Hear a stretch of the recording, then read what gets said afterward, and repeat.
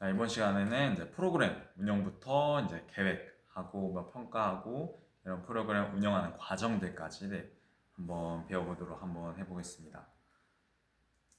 일단 프로그램을 이제 준비하는 과정이 있습니다. 그래서 어떤 대상들에게 어떻게 프로그램을 할 것인지에 대한 생각입니다.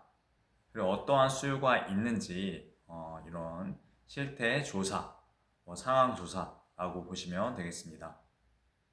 그래서 이제 성비는 어떠한지, 그리고 수업을 할 수 있는 환경은 어떠한지 이런 것들을 이제 보는 준비 단계라고 보시면 되겠습니다.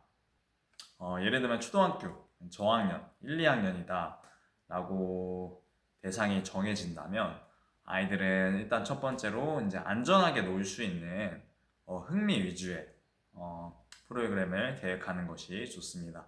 아이들이 즐겁게 뛰어놀 수 있는 신체 활동을 구성하는 것이 매우 중요한 단계입니다.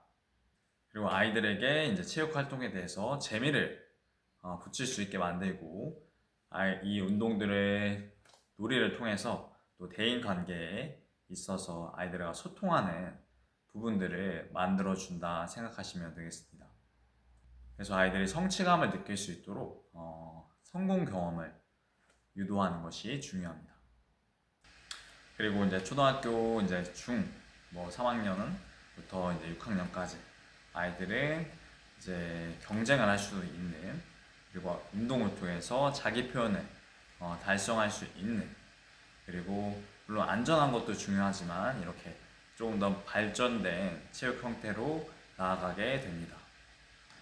그리고 초등체육을 바라보는 몇 가지 관점들이 있는데요. 첫 번째는 이제 기초체육입니다. 아이들의 이제 기초적인 체력을 향상시킬 수 있다는 관점이고요. 두 번째는 이제 낭만체육인데, 예를 들면 배드민턴 치는데 그냥 배드민턴을 뭐 이기려고 치는 게 아니라 배려민턴이라고 해서 이제 쉽게 넘기고 하는 이런 것들이 있고요. 그리고 전인체육이라고 해서 아이들에게 신체 활동도 중요하지만 이것을 통해서 도덕성을 가르치고 아이들에게 인격을 성장시킬 수 있는 부분이라는 관점이고요. 또 비빔밥 체육이라고 해서 이제 아까 말씀드린 전인체 이제 인격, 그다음에 정서, 인지, 두뇌 발달 이런 모든 것들을 이제 통틀어서 발달시킬 수 있다는 그런 개념입니다. 그리고 문화체육이라고 해서 아이들이 이 건전한 여가 생활을 나중에도 즐길 수 있도록 건강한 습관을 만들어주는 그러한 문화로서 작용하는 부분에서는 문화체육이라고 또 바라보기도 합니다. 그리고 나이대별로 아이들에게 어떤 부분에서 이제 성취감을 줄 것인지 집중하는 부분들이 있는데 5에서 8세 같은 경우에는 성공 경험을 중요시합니다. 아이들이 이때 성공 경험이 많고 재미를 느껴야 나중에도 성인이 돼서도 운동을 취미 활동으로, 그리고 사회적인 문화체육적인 부분으로 접할 수가 있습니다. 그리고 9에서 12세 아이들 같은 경우에는 팀 활동을 통해서 팀워크를 조금씩 늘려주는 방향이 좋습니다. 그리고 이런 나이에 대한 특성들을 이제 파악을 하고 성별에 대한 부분들, 그 다음에 환경에 대한 부분들, 이런 요구 주소가 끝나면 프로그램을 실제적으로 계획을 하게 됩니다. 그래서 프로그램 계획은 세부적일수록, 세밀할수록 좋습니다. 예를 들면 성인들이 다이어트를 할 때도 나 그냥 살 뺄 거야 라고 이야기를 하는 것보다 내가 몇 주 안에 몇 킬로를 뺄 거야, 체지방은 몇 킬로를 뺄 거고 근육량은 어떻게 몇 킬로 유지할 거야 라고 구체적인 목표를 가지고 있을 때 다이어트 효과가 더 올라가듯이 유아체육에서도 마찬가지고 동일하게 적용이 됩니다. 1주 차에는 이걸 예를 들면은 농구에 대한 부분을 한다면 1주 차에는 드리블을 해볼 거예요. 공을 튀기는 걸 해볼 거예요. 2주 차에는 걸어가면서 공을 튀기는 것을 해볼 거예요. 3주 차에는 뛰어가면서 공을 튀기는 것을 해볼 거예요. 그리고 나중에는 이제 슈팅까지 해보는 이런 단계적인 부분들이 필요하다는 것입니다.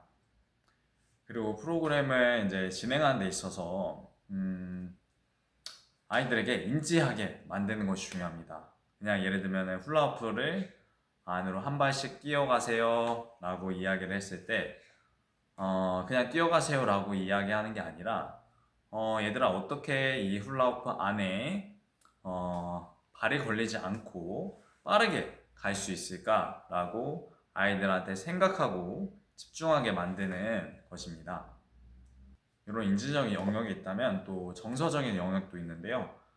정서적인 부분 같은 경우는 아이들의 표정을 잘 살펴야 됩니다. 표정을 잘 살펴서 아이들이 어떤 것이 좀 지금 불편해하고 있는지 또 배려하면서 아이들을 이끌어가는 것이 중요합니다. 그래서 이제 아이들에게 칭찬을 해주면 아이들이 참 좋아하죠. 그래서 칭찬을 할 때도 그냥 뭐 칭찬을 잘했어 라고 하는 게 아니라 이 부분 한 발로 걸리지 않고 잘 뛰었구나 라고 구체적으로 칭찬하는 게 중요하고요. 이중언어를 쓰지 말라는 것이 있는데요. 이중언어는 마음에 없는 칭찬을 하지 말고 말라는 것입니다. 예를 들면은 그냥 잘했어 막 이렇게 영혼 없는 말 하지 말라라는 것입니다. 그리고 뭐 뛰는 거에 있어서도 예를 들면 한 발로 뛴다 그러면 토끼처럼 한 발로 뛰어요 이렇게 이야기하는 게 좋고요. 그리고 이제 두 발로 뛴다 동시에 두 발로 뛴다면 캥거루처럼 우리 두 발로 한번 뛰어봐요 이렇게 이야기하는 것이 정서적으로도 아이들이 이해하기도 훨씬 더 좋습니다.